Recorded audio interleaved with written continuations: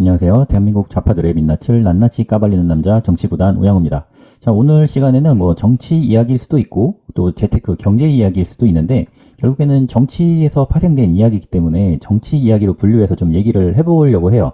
코리아 디스카운트 이슈인데 오늘은 다행히도 좌파들에 대한 이야기는 하지 않을 거고요.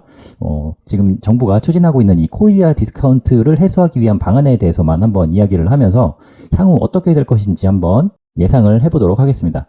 일단은 코리아 디스카운트 이슈가 언제 나왔느냐? 바로 연초에 그 대국민 담화 이런 데에서 슈카월드 이제 전석재 씨가 쏘아 올린 것으로 포장된 이미 다 그 질문들은 정해져 있었겠죠. 그 질문을 정해져 있는 걸 이 슈카월드가 이야기를 했고 이제 코리아 디스카운트가 문제다라고 이제 주식시장에서 문제다라고 이야기를 했는데 여기에 대해서 어떻게 이야기를 했느냐? 놀랍게도 우리나라 기업들이 의사결정을 할 때 주주들의 의사에 반하거나 이익에 반하는 결정을 내린다. 그렇기 때문에 코리아 디스카운트가 생겨나고 있다. 이거에 투자 문화에 있어서 건전한 투자가 이루어지지 않는 아주 큰 문제다라고 지적을 했어요. 이게 코리아 디스카운트는 옛날부터 항상 듣던 이야기인데 지정학적 리스크로는 북한이 있다. 북한이 언제든 쳐들어와서 공장을 때려 부셔. 그럼 그 회사는 망하는 거잖아. 그러니까 이거는 전 세계에서 찾아볼 수 없는 리스크이기 때문에 한국은 항상 저평가를 받고 있다라고 얘기를 하고 있지만 그렇게 따지기에는 대만도 항상 중국이 언제 쳐들어올지 모르는 그런 지정학적 리스크에 놓여있기 때문에 북한만의 문제라고 할 수는 없는 거죠. 그리고 지금 이슈가 되고 있는 부분은 대주주의 이해관계가 있어요. 이게 뭐냐면은 대주주 입장에서는 물론 자기 회사의 주가가 높으면 좋을 것 같지만 사실 좋을 것이 없다. 왜냐하면은 이 대주주가 자기 자식들에게 이 회사를 물려주기 위해서는 지분을 넘겨줘야 되는데 그 지분의 가치가 주가가 높아서 너무 높게 평가를 받게 되면 다 상속세로 뜯기기 때문에 대주주 입장에서는 주가가 높아서 좋을 게 없다라고 하는 부분이 있고 그리고 우리나라에는 반시장적 정서가 좀 있어요. 이게 어떤 정서냐면 배당을 하면 그 회사에 외국인 주주가 많잖아요. 우리나라의 좀 주요 회사들 삼성전자라든가 현대차 이런 데 보면은 외국인 비율이 굉장히 높아요. 그리고 금융회사들 은행들 같은 경우에는 정말 50% 이상이 외국인 주주로 구성되어 있기 때문에 여기다가 주주 배당을 할 경우에는 그게 전부 다 외국인 주주의 주머니로 들어가서 그게 국부가 유출되는 거 아니냐라는 그런 이야기를 해요. 전 여기서 이게 좀 어이가 없는 게 누가 은행 주식 사지 말라고 누가 삼성전자 주식 사지 말라고 누가 총 들고 말렸냐고 칼 들고 말렸냐고 그게 아니잖아. 그냥 우리나라 국민 스스로가 저 종목은 괜히 덩치가 커가지고 별로 움직이지도 않고 막 지금 한탕으로 팍팍 코인 마냥 쫙쫙쫙 오르고 한탕 해먹고 나가고 싶은데 너무 덩치가 커가지고 진득하니 기다려가지고 투자하기에는 저 회사는 재미가 없다라는 식으로 해서 사람들이 투자를 안 하는 것뿐이지 배당을 많이 해주면 사람들도 저 배당만 받아도 편하게 돈을 벌 수 있는데 굳이 내가 다른 종목에 리스크를 안고 들어갈 필요가 있을까? 저런 좋은 종목에 들어가서 편안하게 돈을 벌자라고 하는 문화가 생길 수 있을 거예요. 근데 지금은 배당은 국부유출이라는 그런 비판을 하는 사람들이 굉장히 많습니다. 그래서 정부가 이걸 해소하기 위해서 어떤 방안을 생각을 하고 있느냐?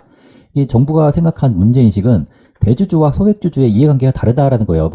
예전 시간에도 한번 이야기를 했듯이 한국의 상속세가 굉장히 비정상적이다. 기형적인 상속세 제도를 갖고 있다. 그러니까 대주주 입장에서는 주가가 오르면 상속세가 과도하게 발생하고 또 배당을 많이 줘봐야 자기도 배당을 많이 받으면 좋겠지만 배당을 100억 받았다고 치면은 50억이 세금으로 뜯기니까 이거 굳이 내가 배당을 할 필요가 있느냐. 그럼 배당을 안 해서 주가가 안 오르면 나중에 상속하기도 편하고 너무 좋은 거죠. 주가가 안 오르는 상태에서 상속세가 그나마 좀 적게 나온 다음에 갖고 있던 잉여 현금을 다음 재벌 2세가 또는 3세가 그걸 받아서 뭔가 재원을 이용해서 자회사를 만들어서 그걸 분할 상장한다는 등 그런 식으로 하는 게 훨씬 더 이득이라는 거죠. 하지만 이 정부에서는 이 코리아 디스카운트를 줄이기 위해서 이런 조세 규제를 제거해야 된다라고 지금 이야기를 하고 있는 거예요. 그래서 나온 여러 가지 방안들이 일단 도입하기로 했던 금융투자 소득세를 폐지했어요. 원래는 5천만 원 이상 수익을 내게 되면 22%인가 그 수익에 대한 세금을 매기려고 했는데 이거는 건전한 투자를 위해서 5천만 원 이상 버는 게 소액주주라고 하기에는 좀 뭐하지만 그래도 일반인들도 요즘에는 1억 단위로 투자하다가 5천만 원 이상 수익이 나는 경우가 많으니까 이런 게 걸림돌이 되면 우리나라의 투자 문화가 좀 자리 잡는 데 문제가 있다. 왜냐면은 다른 나라에도 이 금융투자 소득세가 있긴 있어요. 있긴 있는데 거기 같은 경우에는 거의 그 거래에 대한 세금이 없어요. 우리나라 같은 경우에는 주식을 매도할 때 그 주식 거래세가 항상 있기 때문에 주식 거래세도 받고 금융투자 소득세도 받게 되면 이중과세를 한다라는 그런 비판 여론이 있어요. 그래서 거래세는 지금 예전보다 좀 내리긴 했지만 그래도 여전히 남아있기 때문에 두 개가 공존하면 안 된다라는 그런 문제 제기가 항상 있어 왔는데, 이제 문재인 때 이게 도입되려고 했다가 좀 유예됐다가 이제는 완전히 폐지하는 방향으로 가닥을 잡았습니다. 그리고 대주주 기준 완화가 있는데, 이것도 예전에 한번 설명을 했던 적이 있는데, 예전에는 이게 원래 50억이었다가 점점점 하향시켰어. 그러니까 나중에는 10억까지 떨어져서, 야, 이 10억이 진짜 대주주라고 말할 만하냐. 지금 10억이 물론 작은 돈은 아니지만 아파트 한 채 값에 해당하는 그런 주식을 들고 있다고 해서 대주주라고 해가지고 추가적인 세금을 물리는 것이 좀 말이 안 된다라는 그런 인식이 있어서 50억으로 상향이 됐습니다. 그리고 이런 대주주와 소액주주의 이해관계가 다른 부분을 해소하기 위해서 상속세도 지금 개편을 하려고 예고를 했죠. 그런데 이게 디스카운트라는 게 결국에는 저평가라는 말이 어떤 기준이 있어야 이게 저평가가 아니다라고 말할 수가 있잖아요. 그래서 우리가 흔히들 말하는 게 PER, 주가수익 비율이에요. 이게 주가를 주당 순이익으로 나눈 값. 그러니까 현재 시가총액과 전체 기업의 이익의 비율이라고 생각하면 될 것 같아요. 예를 들어서 시가총액이 1조 원인 기업이 1년에 1000억씩 번다면 1조를 1000억으로 나눠서 이 기업은 PER이 10이 됩니다. 보통은 뭐 좀 전통적인 산업 같은 경우에는 뭐 낮으면 PER 10 이하도 많고, 뭐 요즘 좀 핫 이슈인 배터리 업체 같은 경우에는 PER이 50이 넘어가기 때문에 전체 시가총액 대비 좀 고평가라는 말이 있지만 향후에 돈을 많이 벌 수 있을 것이다라는 기대감으로 이런 높은 PER이 용인이 되고 있죠. 그리고 PBR이라는 게 있는데, 이거는 주가 순자산 비율이에요. 주가를 주당 순자산 가치로 나눈 값인데, 예를 들어서 자산 가치가 1조인 기업이 5천억 원의 시가총액을 기록하고 있다면 그 기업은 5천억을 1조 원으로 나눠서 PBR이 0.5, 그러니까 청산 가치보다 낮다라는 의미로 이렇게 PBR을 사용하고 있습니다. 그러니까 업종마다 기준이 다르기 때문에 딱 잘라서 뭐 PER 얼마, PBR 얼마부터 저평가다라고 평가하기가 굉장히 어려워요. 예를 들어서 성장성이 큰 회사라면 PER이 높아도 시장에서 인정을 받게 돼요. 뭐 에코프로 같은 그런 2차 전지 회사들이 해당이 되겠고, 그리고 안정성이 크고 성장성은 좀 떨어진다면 PER이 낮아도 시장에서 야, 이거는 나중에 뭐 이 사업이 더 커질 그런 일이 없기 때문에 PER 10 이하, 뭐 예를 들어서 뭐 통신주 또는 은행주처럼 PER이 뭐 5, 3 이렇게 돼도 시장에서 외면을 받게 되는 거예요. 하지만 정부 입장에서는 주식에 대해서 장기 투자 문화가 좀 정착해야 된다라고 생각을 하고 있어요. 이게 왜 이런 장기 투자가 필요하냐? 주식으로 노후를 준비하는 선진국형 투자 문화가 필요하기 때문이에요. 우리나라 같은 경우에는 부동산에 좀 몰빵하는 부동산 공화국이잖아요.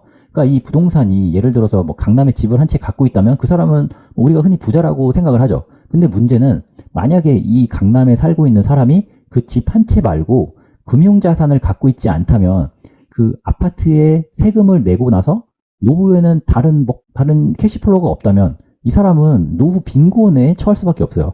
그렇다고 이 집을 팔고 다른 곳으로 이사를 가자니 자기가 살아온 터전을 떠나기는 좀 그렇고, 그렇다고 이 집에 계속 살자니 돈이 없고, 이런 좀 악순환에 빠지게 되는 거죠. 그러니까 부동산으로 부를 쌓아 올리는 것까지는 좋은데 그 부동산을 끝까지 쥐고 안 내놓으려고 한단 말이야. 그 사람들이 좀, 우리나라 사람들은 특히나 땅에 대한 그런 집착이 좀 심하잖아요. 그러니까는 아파트를 갖고 있다면 그 아파트를 자식들에게 주려고 하지, 그걸 팔아서 내가 쓰겠다라는 사람은 잘 없어요. 근데 요즘에는 뭐 주택연금으로 사용하는 사람도 있긴 하지만 그 주택연금이 굉장히 그 금액이 좀 적게 나오기 때문에, 생각보다 적게 나와서 그것도 그렇게 좋은 방법은 아닌 것 같아. 그렇기 때문에 집 이외에도 금융투자 자산이 있어야 노후 빈곤을 막을 수 있다라고 생각을 하는 것 같아. 이걸 뭘 보면 알 수 있냐면, 이게 S&P 500 지수인데, S&P 500은 이제 미국의 이제 제일 좀 공신력 높은 지수라고 볼 수 있겠죠. 이게 10년 동안 연평균 11%가 상승했어요. 그러니까 복리로 11%가 상승한 거기 때문에 이게 10년 전에 뭐 거의 한 1800포인트였는데 지금은 5000포인트가 넘어갔죠. 그러니까 거의 3배 가까이 오른 거예요. 내가 만약에 10년 전에 1억을 넣어놨으면 3억이 돼 있는 거란 말이야. 그래서 워렌 버핏은 무슨 얘기를 했느냐? 자신이 죽고 나면 우리 가족들의 남은 재산은 다른 거 신경 쓸 필요 없이 그냥 S&P 500 인덱스에다가 그냥 넣어라. 왜냐하면은 여기 넣으면 어지간한 펀드 뺨친다. 이거 코로나 때 이렇게 떨어졌어도 결국에는 회복하고 다시 전고점을 뚫고 올라갔잖아. 그러니까 S&P 500에 장기 투자하는 것처럼 우리나라 코스피 지수에도 좀 장기 투자하는 그런 문화가 필요하다라고 정부는 생각을 하고 있는 거죠. 그래서 이복현 금감원장이 밸류어 프로그램이라는 걸 이야기를 하기 시작했어요.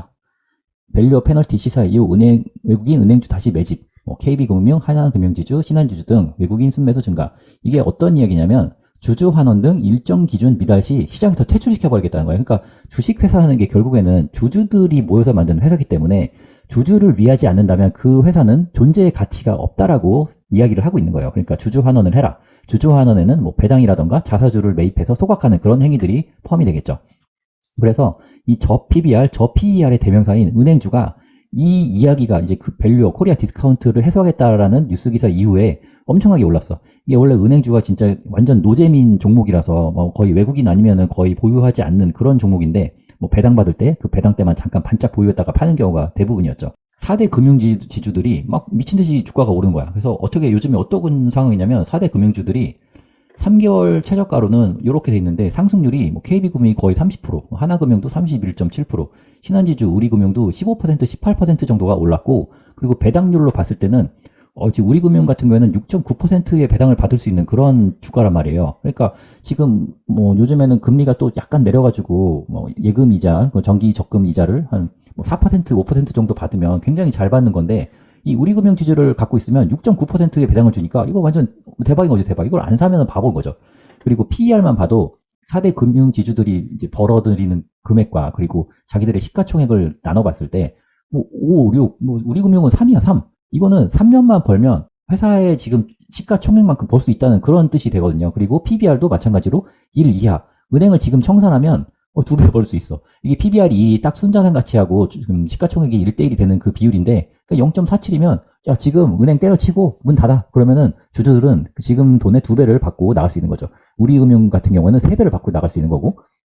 그렇기 때문에 4대 금융지주들이 엄청 상승을 했음에도 불구하고 막 30%씩 올랐음에도 불구하고 여전히 PBR이 1도 안 훨씬 못 미치는 값이란 말이에요. 이거 이외에도 뭐 유통주라던가 뭐 지주사들 그리고 증권주 등이 굉장한 저평가 상태로 있어서 이런 지표가 낮은 기업들이 요즘에 상승을 하고 있는 겁니다. 그래서 지금 뭐 아까 전에도 제 표로 보여드린 것처럼 일부 은행들은 30%나 올랐는데 아직도 늦지 않았다? 이게 좀 애매할 것 같아요. 어떤 사람들은 무서워서 못 들어갈 것 같은데, 저는 작년 8월 달부터 이 저평가 종목들을 좀 모아놓기 시작했거든요. 뭐 큰 돈은 아니지만 모아놨어. 그래서 현재는 원금 3천으로 저평가 주식으로만 포트폴리오를 구성해서 작년 8월부터 했으니까 한 7개월, 8개월 정도 만에 거의 한 40%에 가까운 30% 넘는 수익률을 지금 올리고 있거든요. 뭐 이게 지금은 매입 금액이 3,700으로 나오는데 원래 원금은 3,000이었고 지금 평가 금액이 4,100만 원으로 나오고 있죠. 그러니까 정부 정책은 장기적으로 효과를 내는 경우가 굉장히 많아요. 그래서 저는 여기서도 매도할 생각이 없어요.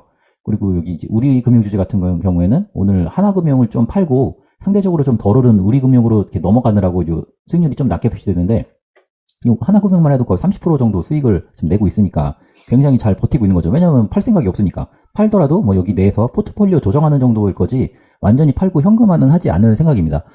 거의 한 1년 정도는 이렇게 보유해도 되지 않을까라는 그런 생각을 하고 있어요. 그러니까 지금 돈이 복사가 된다 이 말이야. 돈이 복사가 되는데 이걸 왜 파냐고. 이 정부가 한번 칼을 빼들었고 아직 구체적으로 밸류 프로그램이 나오지도 않았기 때문에 이 밸류 프로그램이 나오고 어떻게 작용하는지 보는 것까지 해서 그 뒤에 팔지 말지를 결정하면 될 것 같아요. 그러니까 지금은 돈이 복사가 된다. 이런 저평가 종목들을 사가지고 보유를 하시라. 뭐 물론 투자는 개인의 책임이지만 저는 그렇게 할 것이다 라고 얘기를 하면서 오늘 여기까지 마치겠습니다. 감사합니다.